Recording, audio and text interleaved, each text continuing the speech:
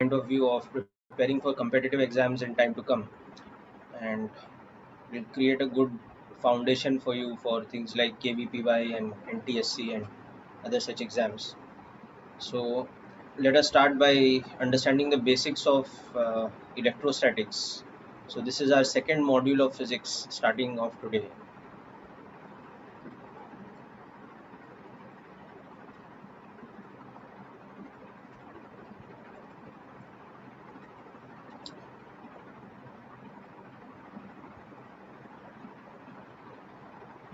So electrostatics by definition is basically the interaction between static charges. Okay, so let us understand the definition of the term electrostatics to begin with.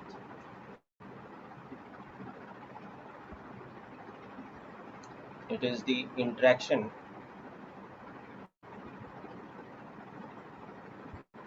in terms of forces, the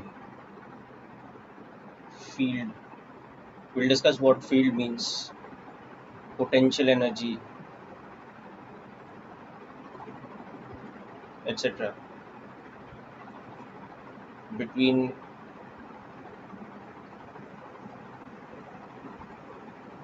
static charges. So by the term static charges, we mean charged bodies or particles that are at rest with respect to each other. Okay. So that is, broadly speaking, the meaning of the term electrostatics, or you can say it's a definition of the term electrostatics. Electrostatics is the area of physics where we deal with the interactions in terms of forces, potential energy, field, etc. between particles or bodies which are having charge and which are at rest with respect to each other, or in other words, static charges. So as you know, electrostatic force is one of the four fundamental types of force known in nature.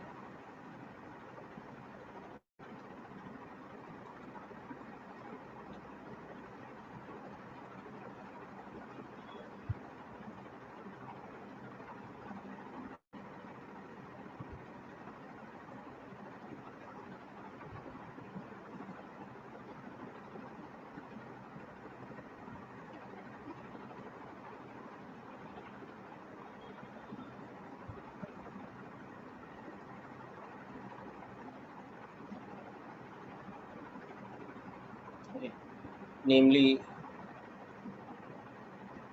gravitation,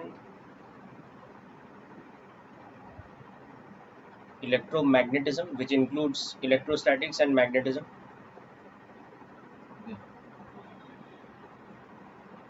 nuclear forces, and weak forces or weak interactions. These are the four types of fundamental forces known in physics. So as discussed earlier, electrostatics falls in the category of one of the four fundamental forces.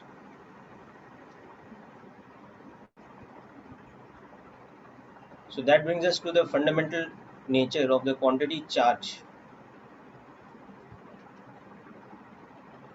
So what is charge? Charge is a property of the fundamental particles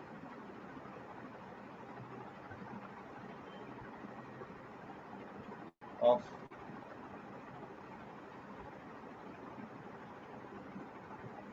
atomic physics.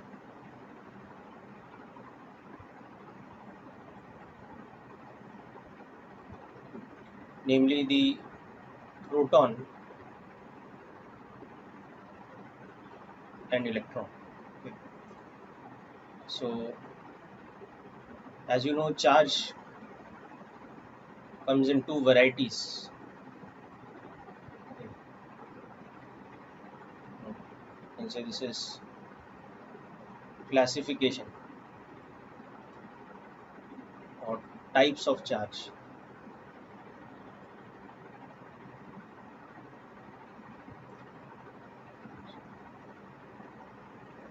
positive charge,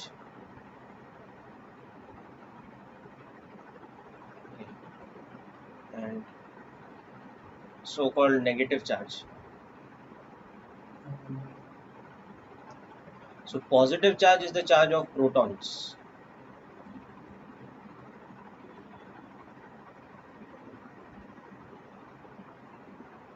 Okay. So each proton has a charge of plus E, or plus 1.6 into 10 to the power minus 19 coulombs. Okay. And electrons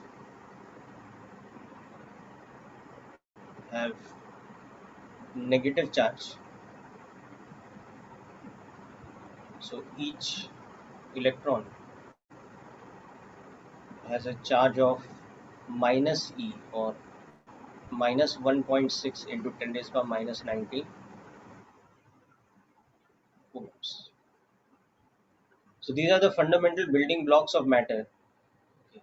And this is the amount of charge that the fundamental particles having charge, that is the smallest particles known having charge, possess this much charge. So E, it is called electronic charge. That is the fundamental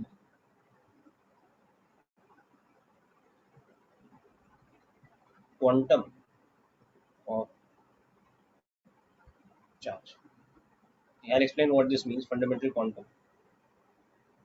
By fundamental quantum, what we mean, this is the smallest discrete charge that exists.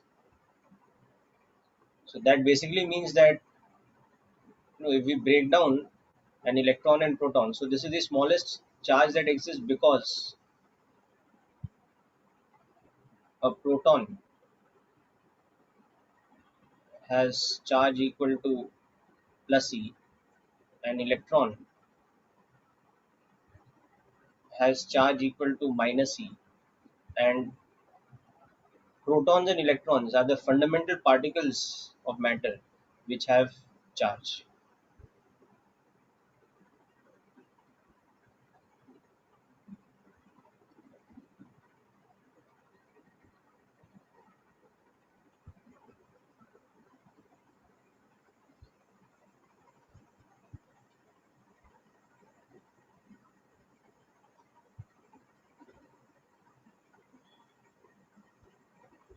So this basically means that the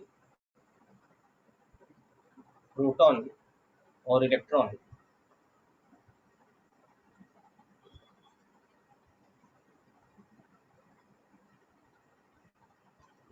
basically the charge of proton or electron, cannot be broken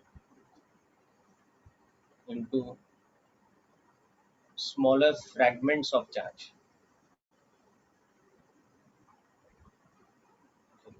And that is why it is called the fundamental quantum of charge. That's how we use this term, fundamental quantum of charge, which is one electronic charge.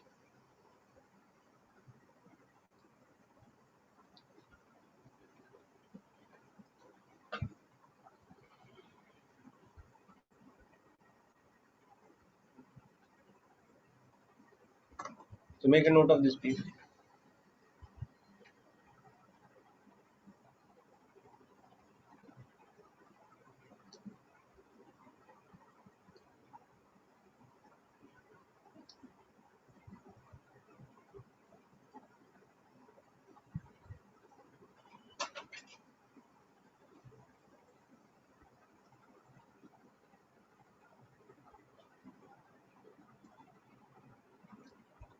Okay, Bhaumik, write down this part first, then I'll take you back to the upper part.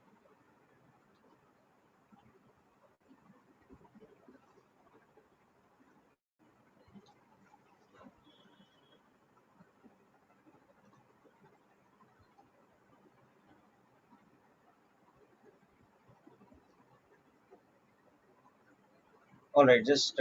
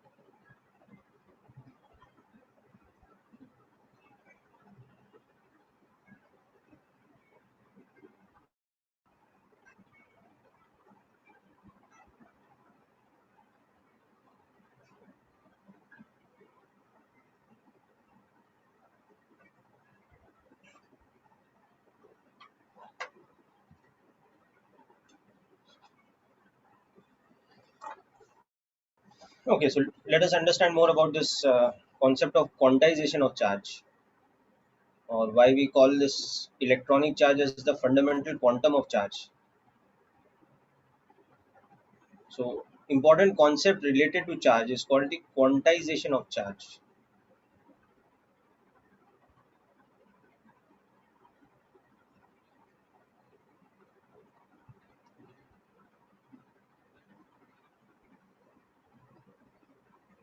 So, as you know, atoms consist of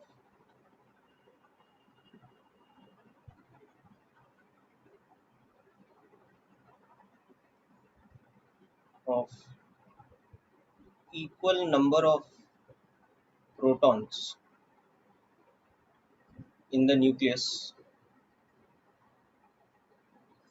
and electrons in orbit around the nucleus. In fact, as you know, number of protons in an atom equals to the number of electrons, and that is called the Z, or the atomic number.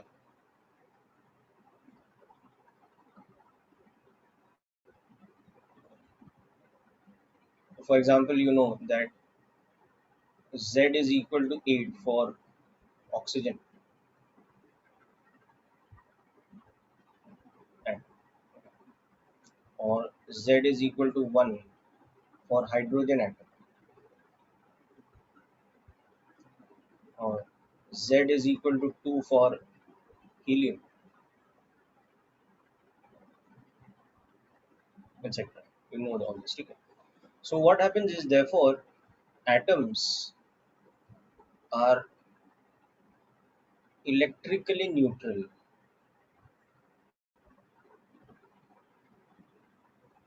That means that the net charge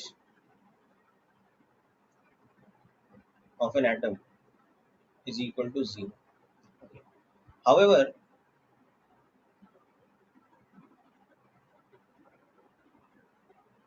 an atom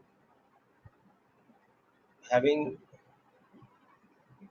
excess, or basically not an atom, we'll not call such a body an atom, but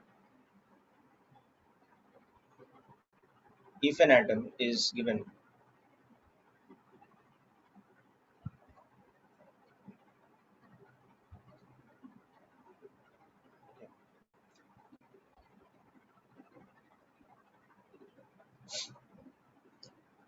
is converted into an ion, which is a charged particle,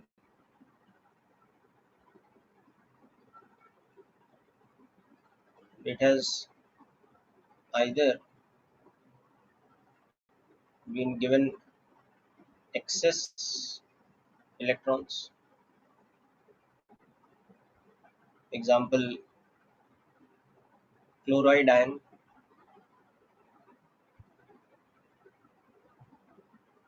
having net charge of minus E, or it has deficit of electrons, example an alpha particle, which is nothing but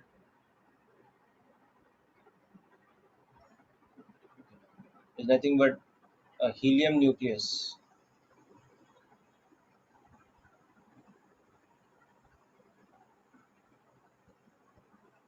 Therefore, it has a net charge of plus 2e. So basically, when an atom is converted to an ion, it has some amount of net charge. Either it will be a negatively charged ion because of excess electrons, or it will be positive charged ion because of deficit of electrons. Okay, and a body having net charge. Okay. Example, a plastic ball with some net charge,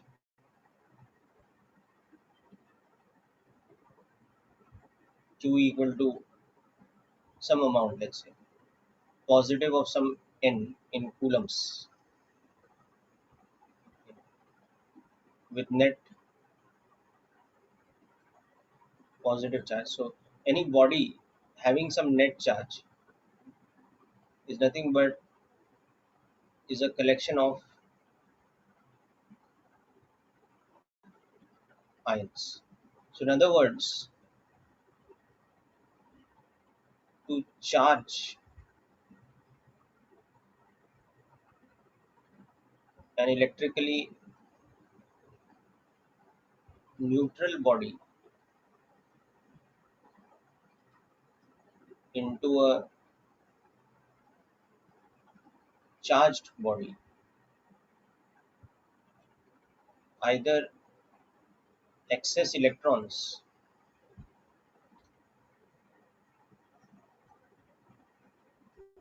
have to be added to it, or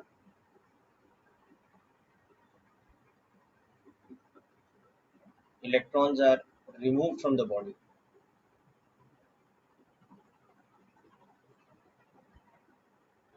Okay. And in either case, the body will subsequently become a negatively charged body or a positively charged body.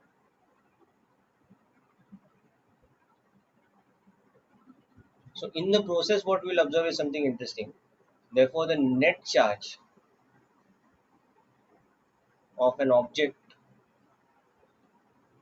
or a particle or a body, whatever be the case, that net charge is always an integer multiple of electronic charge. So plus minus n is an integer. So net charge is always an integral multiple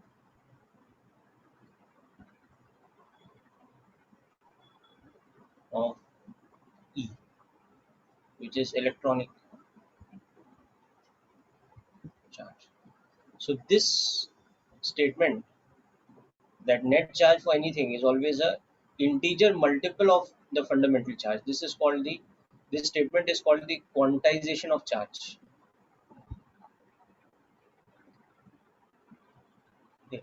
We can never have a body whose charge is 2.5 E or 3.7 E. It will either be 3 E or 4 E. It will either be 2 E or 3 E, or it will be minus 2 E or minus 3 E. It cannot be a fractional multiple of the electronic charge. Okay? Because basically the charge of an electron or a proton cannot be subdivided into further fractions of charge. So you can charge a body by either adding n number of electrons to it, so it has a negative charge of minus ne, or you can remove or create a deficit of n number of electrons from it. So it has a net charge of plus n times e. But it cannot have a charge which is a non-integer multiple of fundamental charge.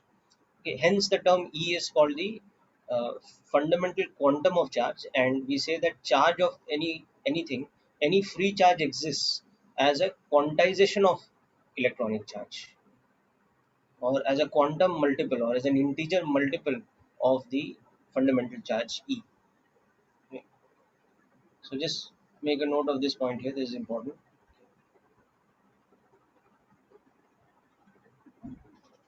Quantization of charge.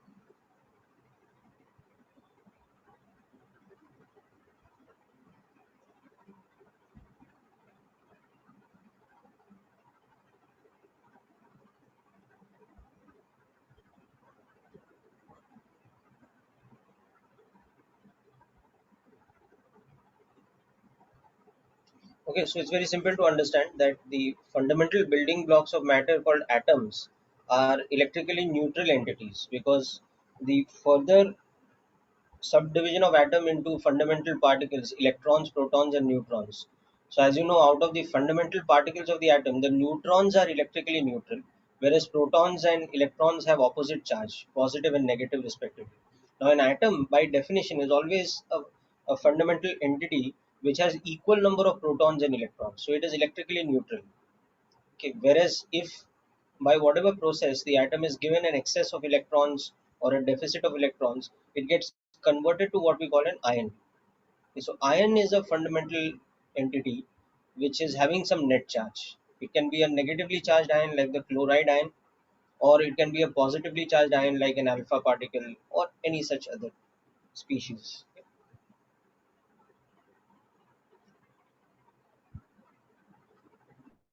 So now at the macroscopic level, that is, at the non-particle level, if we are looking at an object which has some net charge, like we are looking at a rubber ball or a plastic ball which has got some net positive charge or some net negative charge, what we are looking at is that at least some of the atoms in it are not atoms anymore; they are ions.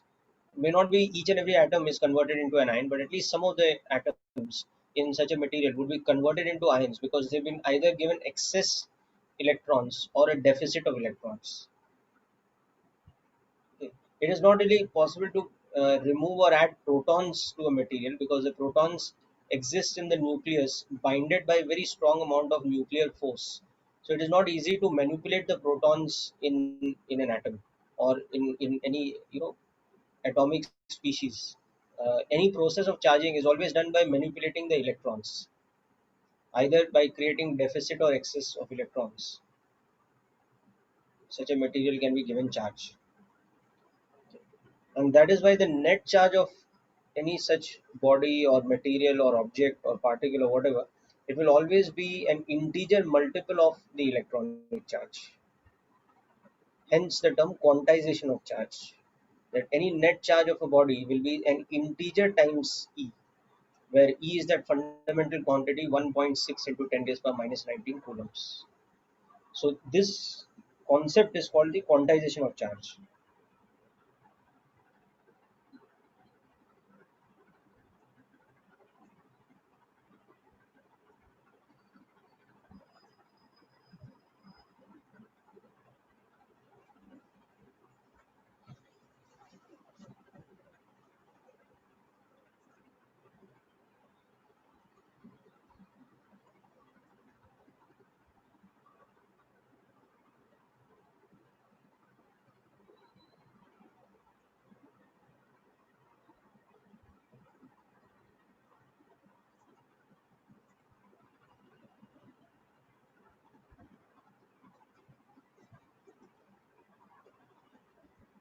Okay, so hope this concept is clear up to this point.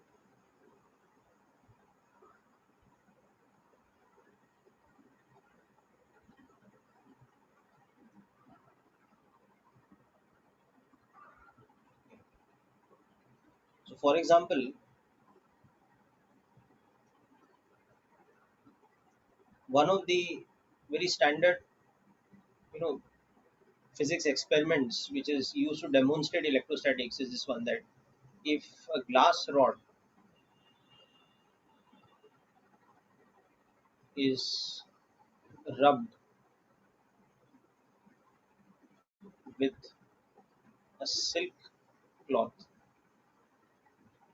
okay, it develops electrostatic properties.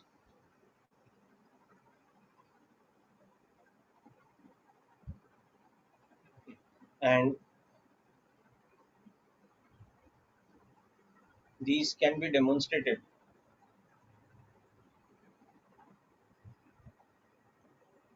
by bringing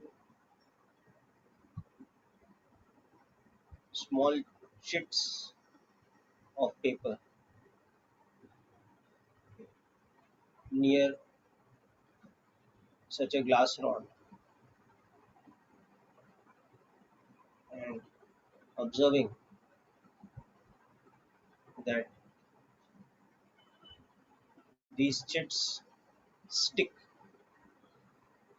to the glass. So what happens? Let's understand. Okay. So to begin with, you have a glass rod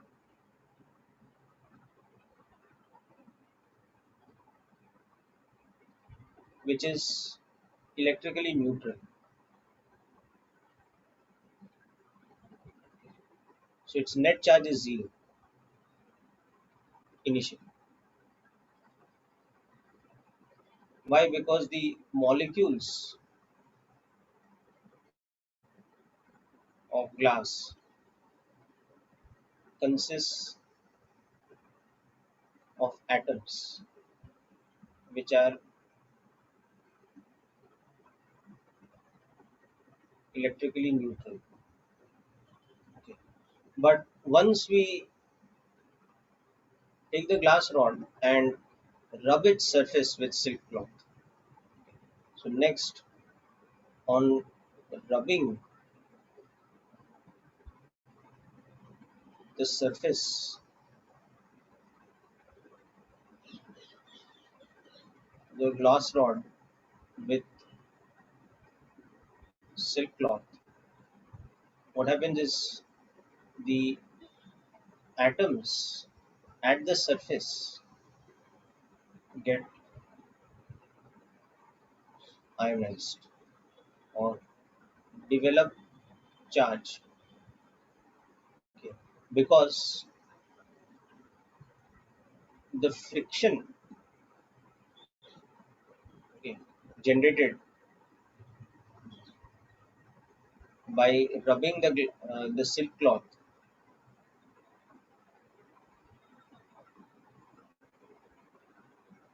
removes some of the electrons from the atoms at the surface. So after rubbing it with silk cloth, what happens is that a glass rod develops some positive charge.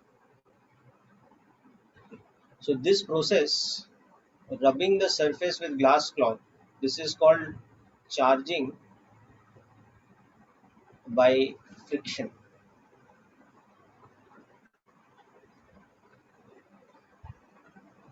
Charging by creating friction.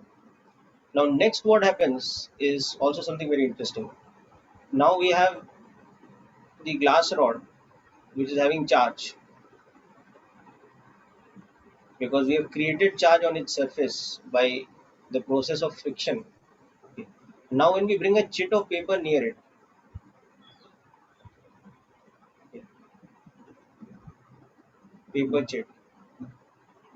Now within the paper chit something very interesting happens. Okay. A paper chit has net charge zero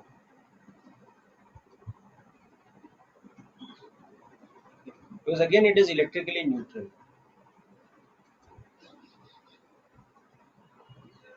Okay.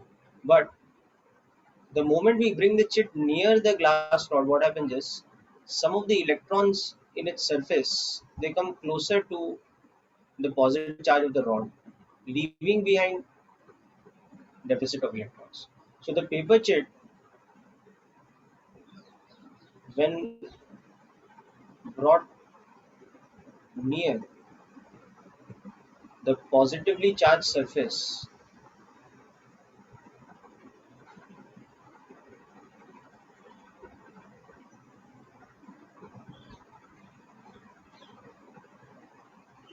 glass rod, the paper chit experiences polarization of charge.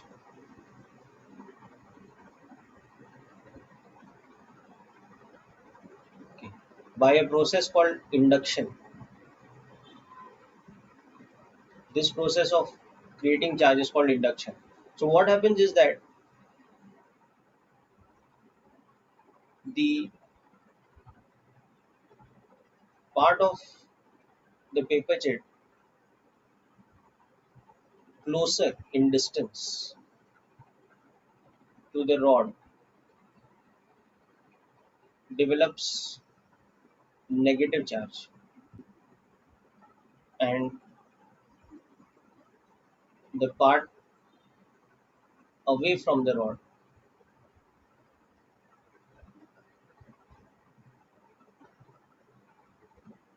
equal and opposite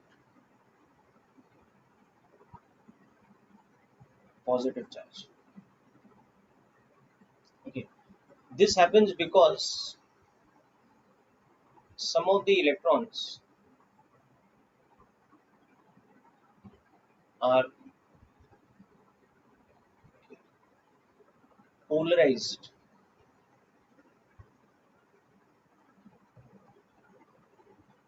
towards the rod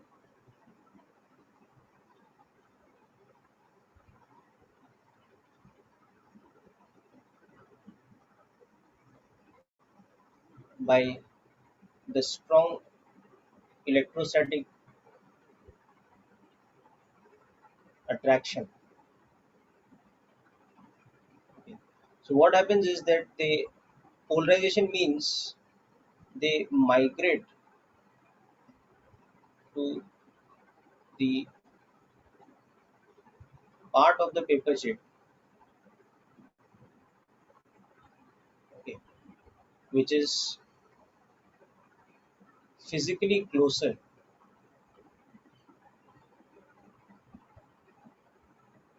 to the rod, and that creates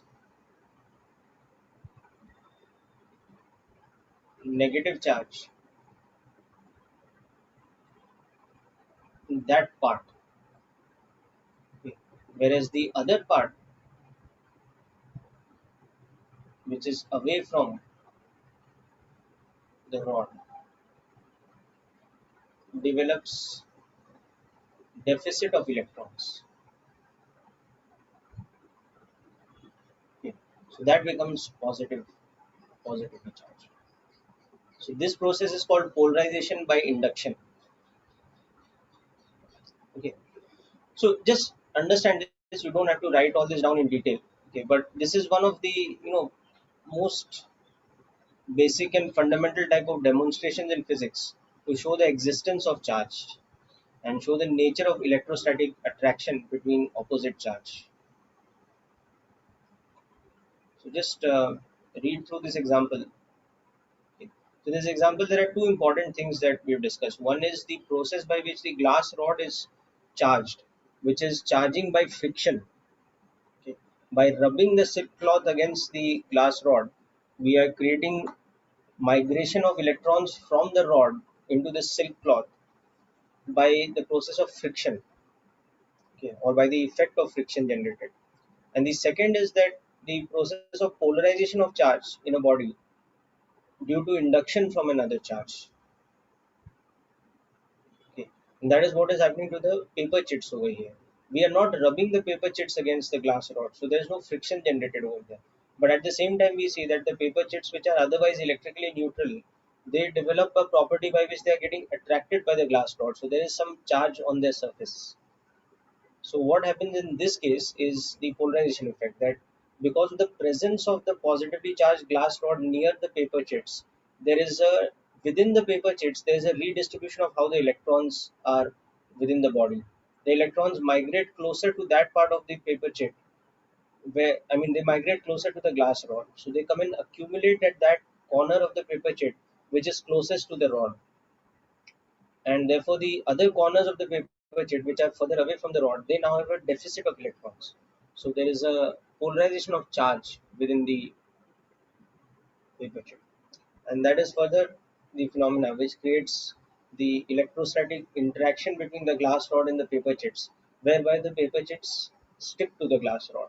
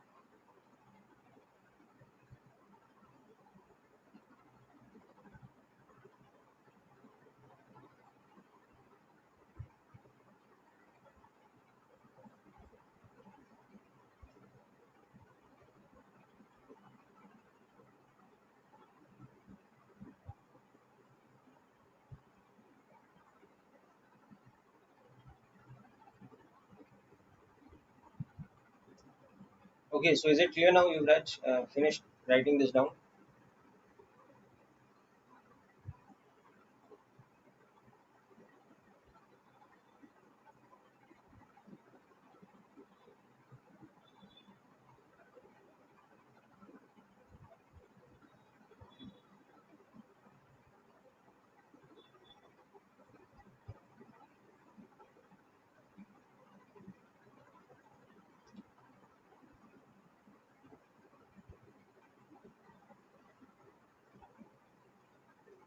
Okay, so quantization of charge. Let us see a quick numerical question based on this.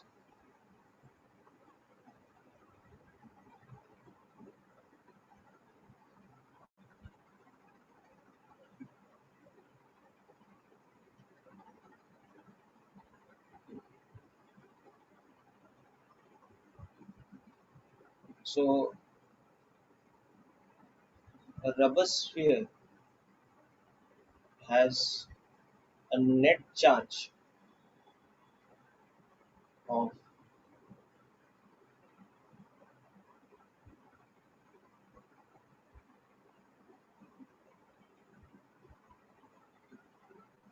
5.7 microcoulombs.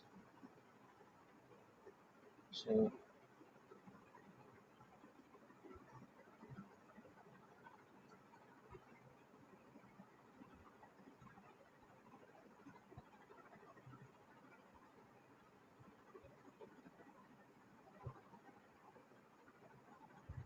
so first of all, does this sphere have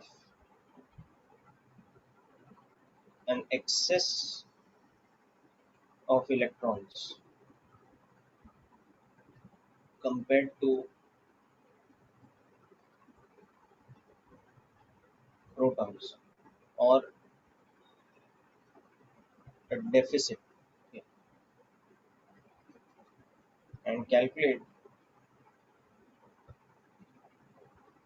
the number of electrons present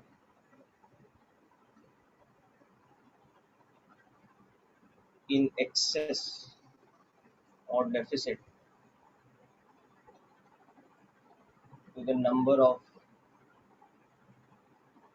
protons in this sphere.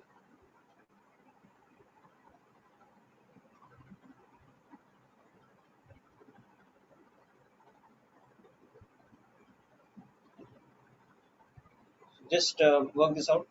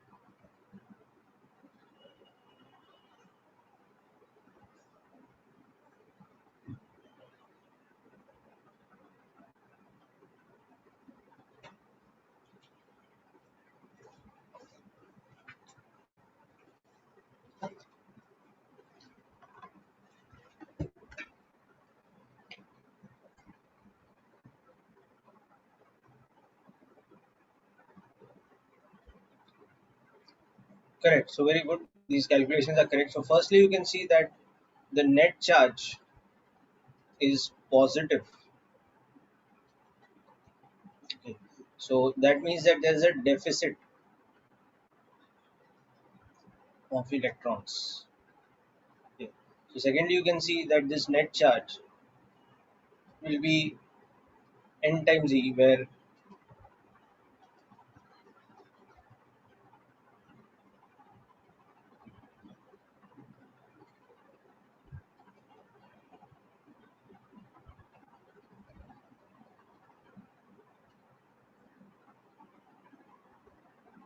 okay. So that is your number of electrons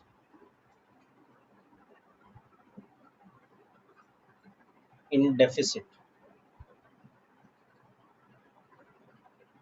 compared to the number of protons.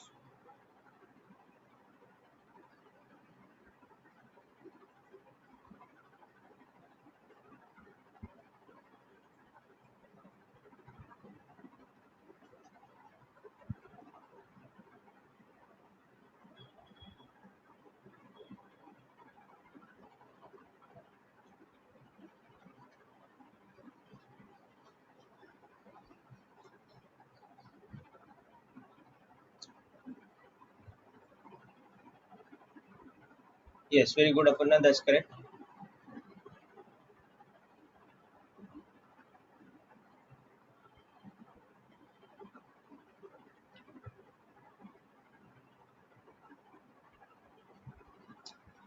Oh, sorry, my mistake.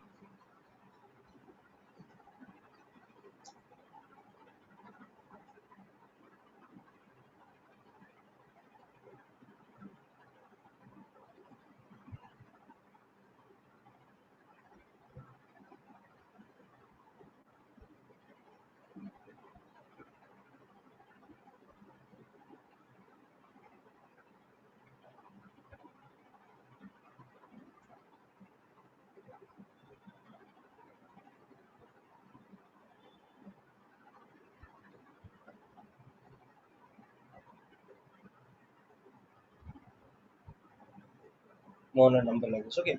So this is just an example of the concept of quantization. Let's look at another example. Now,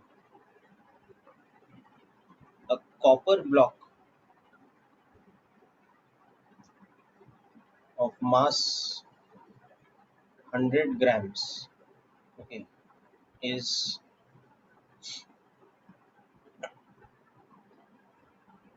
charged by some process such that, okay, 1 in every 50 atoms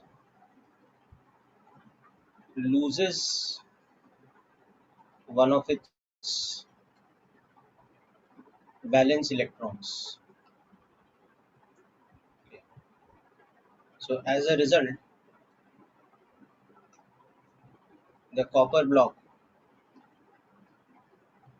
is now charged. Calculate its net charge, okay, given that Z for copper is 29, okay, and take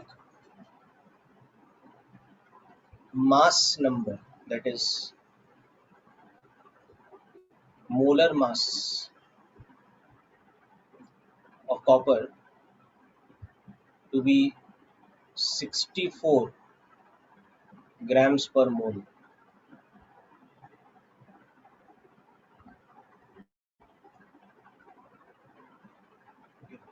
So this is an approximate value, as you know that mass number of copper is more 63 point something,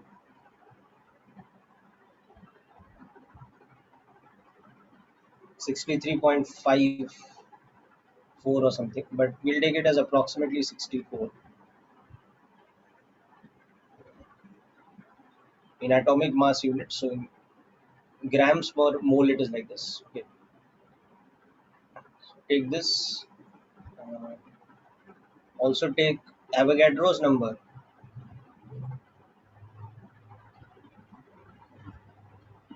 as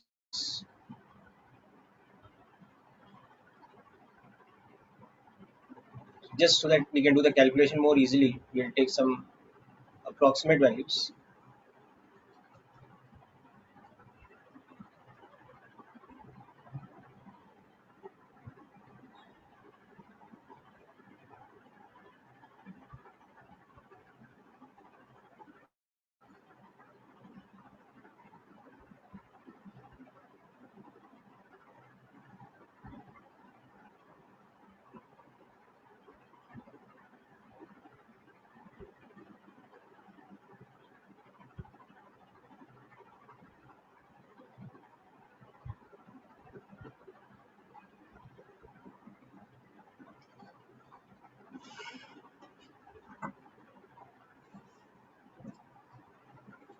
Okay, so try out this calculation. It's basically simple unitary method type of calculation.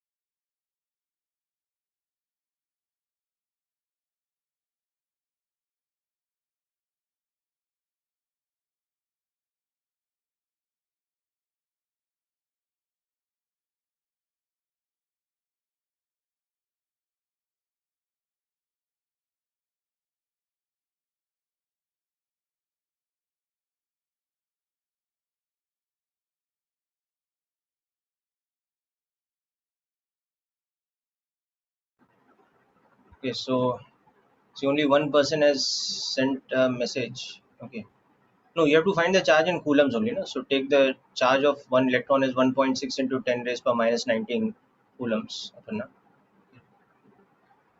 Okay. And please make a correction that charge of electron is 1.6 into 10 raised per minus 19 coulombs. So basically here you have to use the concept of Avogadro's number. No? I'm sure all of you are aware of Avogadro's number. So what is the concept of Avogadro's number? That 1 mole of copper is basically one Avogadro number of copper atoms. That is approximately 6. Here we are taking Avogadro's number as 6 into 10 raised by 23, but you actually know it's more like 6.022 something into 10 raised by. So these many atoms. Okay. Now you also know that 1 mole of copper, it weighs 64 grams. Okay. So therefore 100 grams of copper, that will have how much? 100 by 64 into Avogadro's number of atoms. Okay, so this is one thing. So we have these many atoms available. Okay, now what we are doing, 1 in every 50 atom loses one of its valence electrons. So what is happening is that out of these many atoms, 1 in 50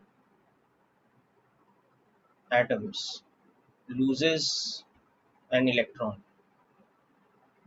Therefore, total electron deficit, we say that is n, that is going to be how much? 1 by 50 of the number of atoms.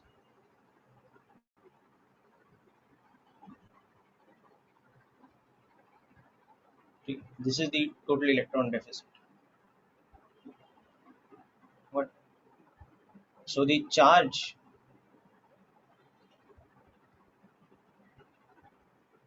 Q will be plus n. So it will be 1 in every 50 atoms into the number of atoms, which is 100 grams. So 100 divided by 64 moles into Avogadro's number, 6 raised by 23, into electronic charge.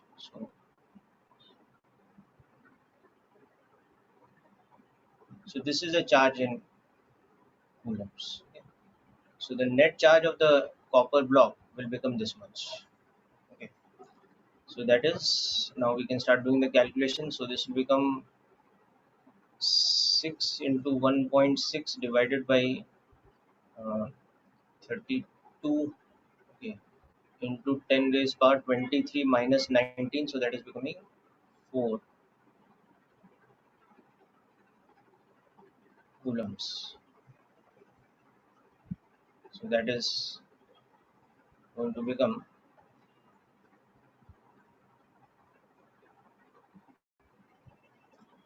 so 16 will go 20 times. So 6 by 20. So 3 into 10 raised power 3. Is this correct? Coulombs. Just check my calculation, but hope the idea is clear to all of you. Okay. So as I said that we are just using simple unitary method and mole concept here, nothing complicated or fancy. It's very, very simple. Okay. Just using the concept that for a metal like copper, okay, mass number is mass of one atom in atomic mass units. Okay. So when I say mass for copper is 64 units, it means that one atom of copper is equal to 64 units, or that is 64 into 1.67 into 10 raised power minus 27 kg. So it also means that 1 mole of copper, which has Avogadro number of atoms, so that mass of 1 mole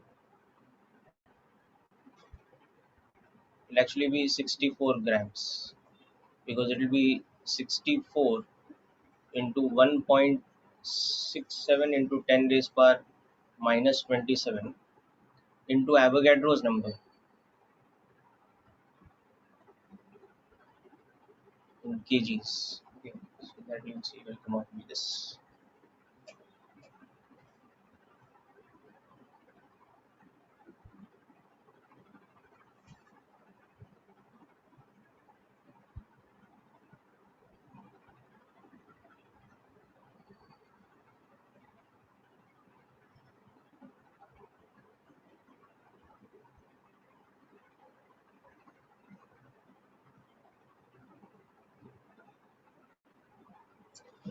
So this is where we are using this concept.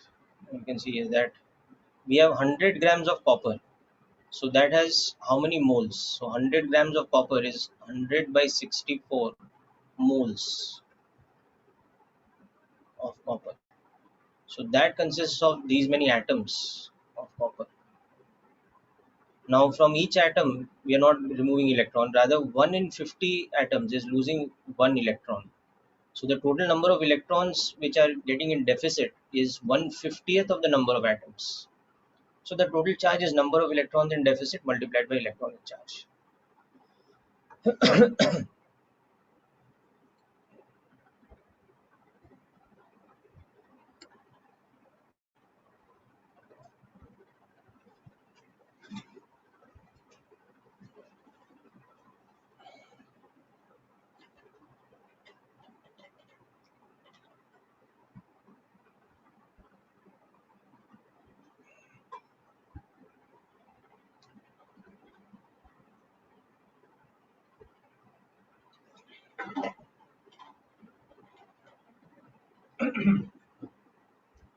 So hope the method and concept are clear to all of you.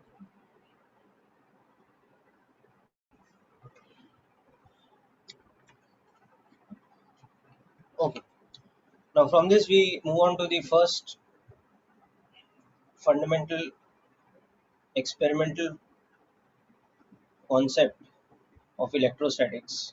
The first important building block of electrostatics, you can say, which is called Coulomb's law.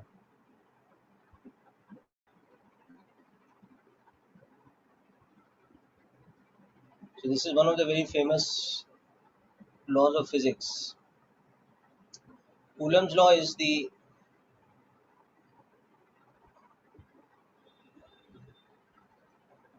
force. Before Coulomb's law, we should understand one thing. We understand that after having understood quantization of charge, we understand about electrostatic force of interaction. Okay, it is attractive in nature between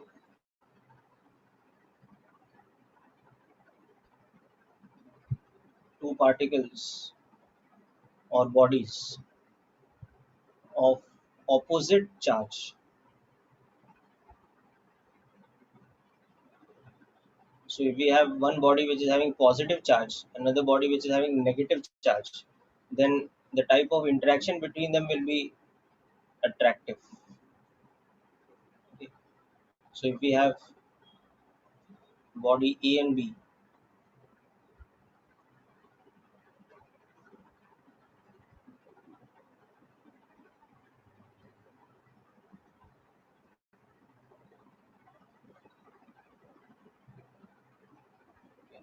so then they interact such that A applies an attractive force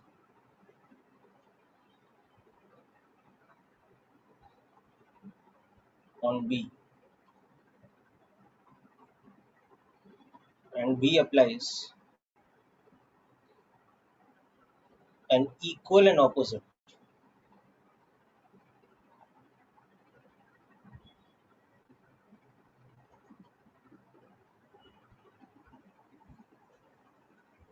attractive force on E. Okay, very similar to gravitation. When two masses are brought next to each other, they apply equal and opposite attractive forces on each other. But on the other hand, okay, electrostatic interaction is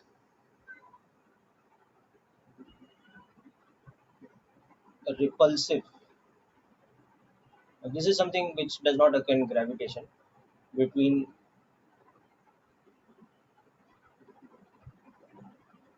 like charges.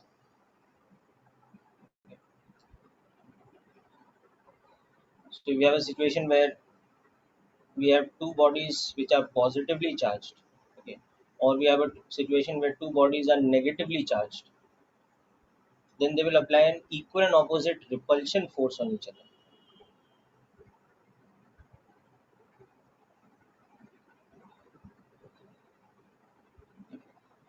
So in this case,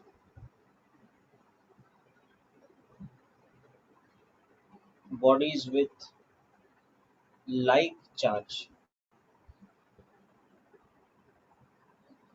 that is both positive or both negative, apply equal and opposite repulsion forces or repulsive forces on each other. Okay. So this is part of the fundamental nature of electrostatic interaction. So make a note of this quickly, then we'll come to Coulomb's law. Coulomb's law will tell us the magnitude of this force, the attractive or repulsion force. The magnitude of that force will depend on the charge of the bodies as well as the distance between them. So that is the experimental law called Coulomb's law. It's very similar to the universal law of gravitation, which we've seen earlier. G m1 m2 by r square. So there's a very similar principle for electrostatics called Coulomb's law. But the difference is gravitational force between two masses is always attractive. In no circumstances gravitation can be repulsive. Whereas electrostatic interaction between two charges can either be attractive or repulsive, depending on whether the charges are like charges, that is, they are both positive or both negative, in that case repulsion, or they are opposite charges, that is, one of them is positive, the other is negative, in which case there is attraction.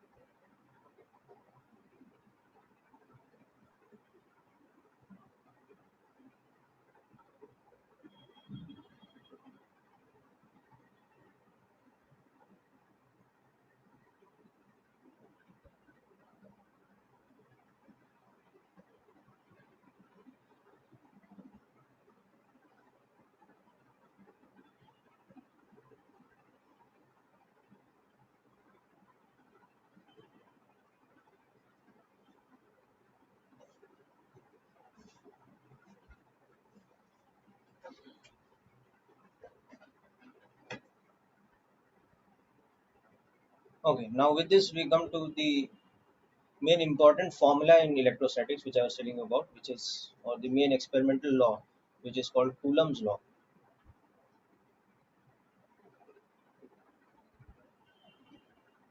So Coulomb's law is the formula equivalent of universal gravitational law in gravitation. The equivalent one in electrostatics is named after the physicist called Coulomb, and it tells us the electrostatic force. It defines the electrostatic force of interaction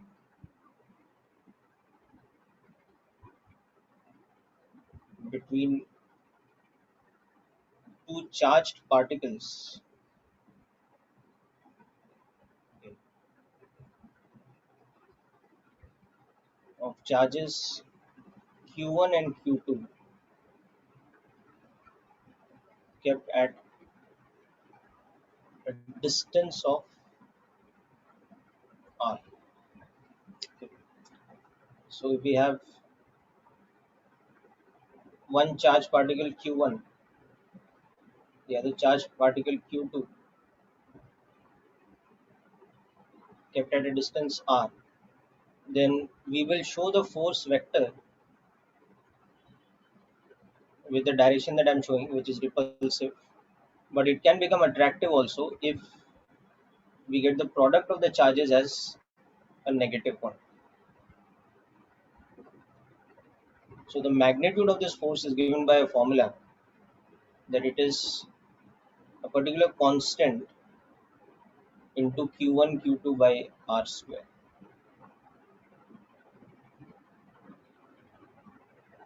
So this is the statement of Coulomb's law, where q1 and q2 are in coulombs,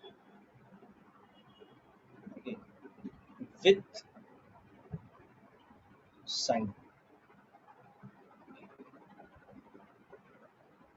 R is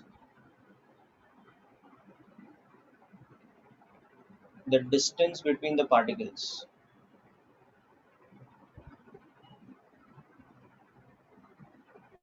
in meters, and F is the electrostatic force in newtons, and K is a constant which has a value in SI unit of 9 into 10 raised power 9 Newton meter square per Coulomb square. So this is another important something. So this is the statement and formula of Coulomb's law. The statement of Coulomb's law is that the force, electrostatic force between two particles is directly proportional to the product of their charges,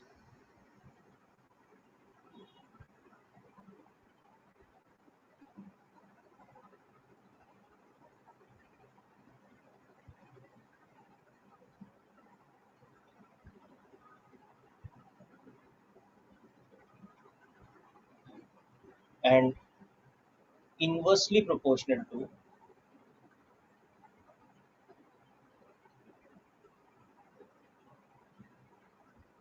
the square of the distance.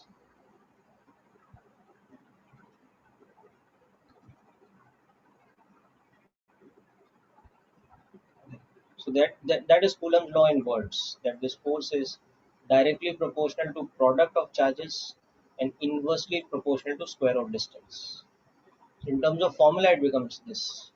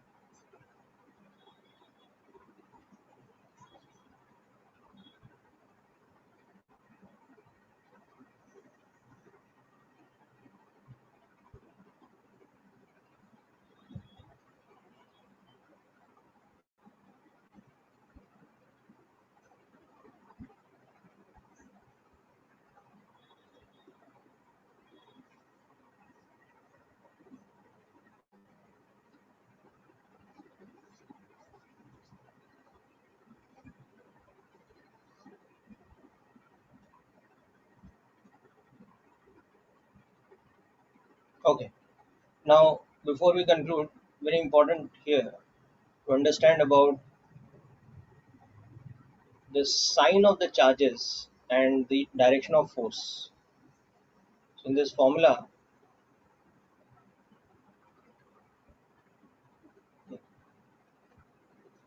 about signs of Q1 and Q2 and direction of force.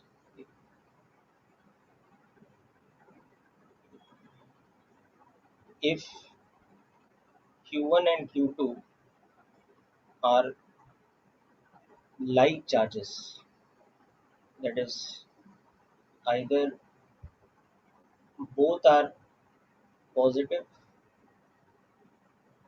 or both are negative, then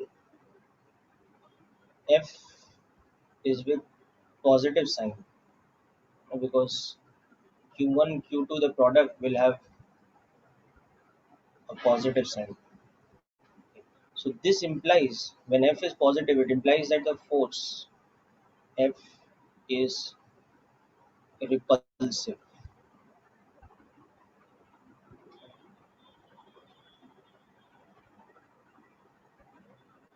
So the force is repulsive like this when either both are positive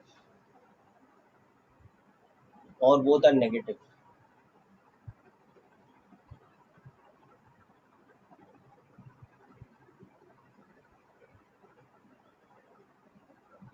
Whereas on the other hand,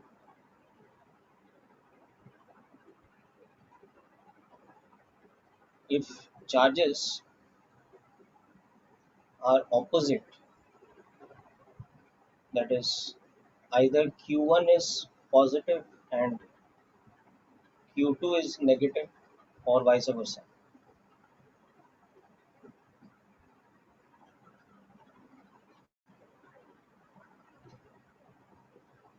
then F will come with negative sign because F is K Q1 Q2 by R square.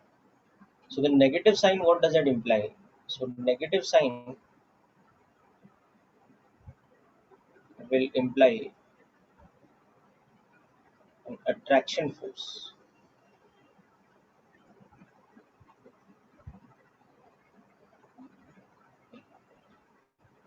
So if we have a situation where either this is plus and this is negative, okay, or this is negative and this is positive, whichever be the case. But in both these cases, the force's direction will be like this because the force will come with a negative sign. So magnitude of the force, when we write F K Q1 Q2 by R square, Q1 into Q2 will come out to be a negative quantity. So that means F in our formula will come out to be negative. So that implies that it's an attraction force. That is the sign convention that we use over here for this force.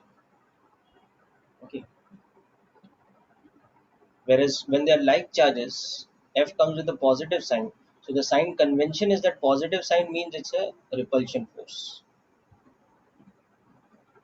Positive sign here means that the force's direction is repulsive.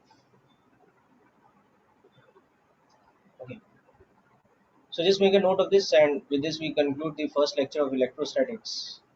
Next time onwards, we will start looking at applications of Coulomb's law and the more important type of numerical problem solving. Okay. So just finish writing this down, and that's it for today, people. Wish you all the best.